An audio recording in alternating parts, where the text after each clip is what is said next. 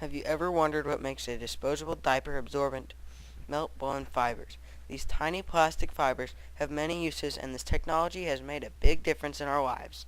Melt-blown fibers have some useful properties because they are made from such tiny strands of plastic. This makes them very absorbent while also being strong, soft, and inexpensive to manufacture. One of the pioneers in melt-blown fiber research is Dr. Robert R. Bunton, who worked with this material at Exxon in the early 1970s. As the name implies, melt-blown fibers are made from melted plastic blown into a web of small hair-like material. Dr. Robert Bunton recently described how to make them. A melt-blown fiber is a fiber produced by a real strong air current that picks up melted polymer, melted polypropylene usually, and it strings it out into a very fine, very tiny fiber, finer than most any fibers that you can make out of plastic. In 1973, Dr. Bunton and Dr. Dwight Locamp developed the technology for manufacturing melt-blown fibers in labs at Exxon's Polymer Research Center. They were looking for ways to use the polypropylene plastics that came out of the refinery in Baytown, Texas. They worked for several years on these technologies and discovered many very interesting uses for the fibers. The whole project got started at the Exxon Polymer Research Center when my boss and the manager of the laboratories asked me to begin work on making fibers, not necessarily very small fibers, but just polypropylene fibers directly from the material that comes out of the polypropylene reactor. And this had a solvent in it, so this was kind of a problem.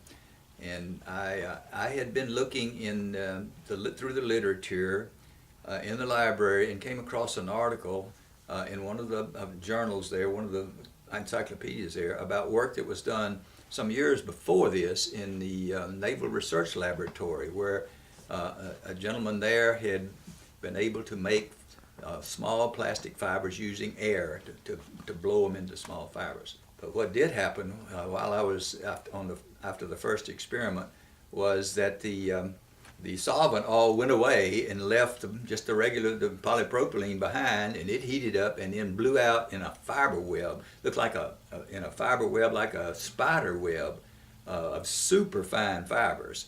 And after thinking about that, we decided that we should pursue then forget about the reactor material and solvent. We would take regular polypropylene, build a die and the equipment to use hot air to blow out into very superfine polypropylene fibers, and that's how the whole thing got started.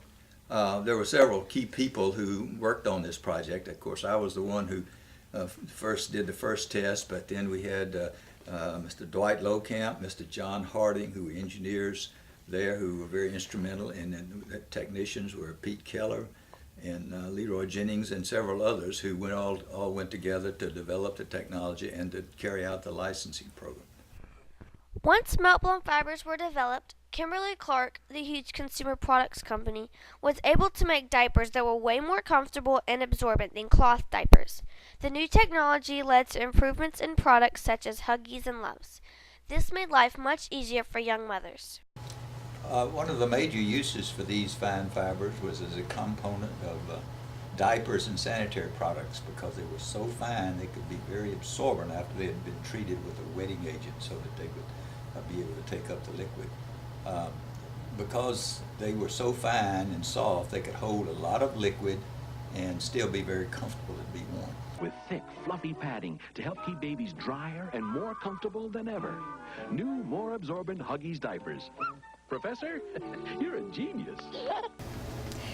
When my children were all tiny babies, we just had cloth diapers. I mean, you had in the diaper pail, you had deodorizer, and you had some bit of solution that prevented it from, having such an odor.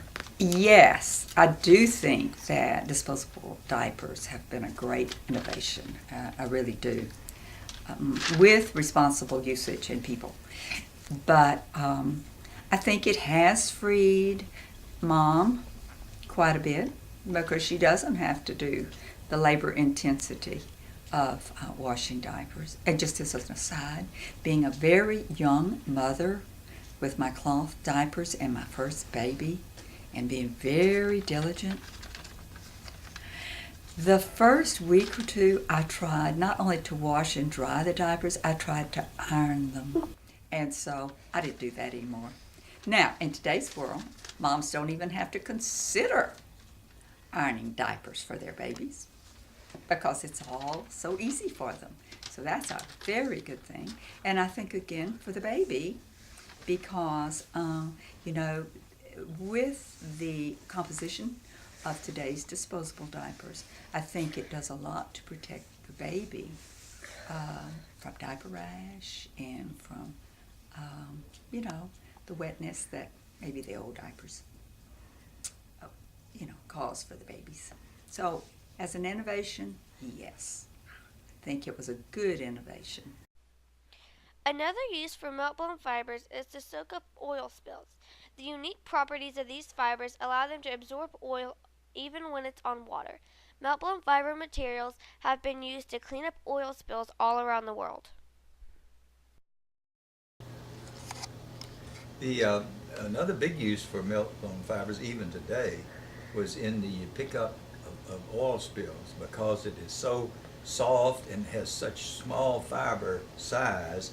It makes it where it's very, very absorbent for hydrocarbon or oil type liquids. So it can be made into a big thick mat, stored, and then if there's an oil spill on water, for example, it can go out and lay this mat on top of the surface.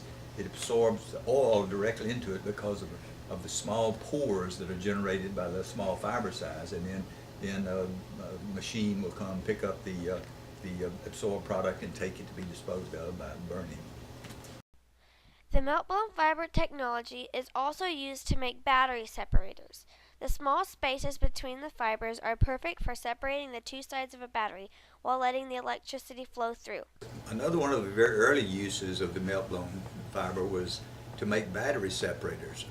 This is for lead-acid batteries to be used in cars, and the technology was actually licensed to several battery separator manufacturers. The technology evolved, though, into making very, very thin materials for battery use in watch batteries. Our Japanese affiliate took up the technology and the information that we had provided and began to work on using melt-blown to make super fine, very, very thin sheets because of the very fine fibers as a separator in batteries for watches. Melt-blown fibers have been a great innovation in history. They have changed life for many people and have many uses. Thanks to researchers like Dr. Button, there are lots of inexpensive and useful consumer products available to us today that weren't available before. Many of the conveniences we take for granted are a result of researchers like Dr. Button and companies like Exxon and Kimberly-Clark. Melt-blown fibers really have changed our lives.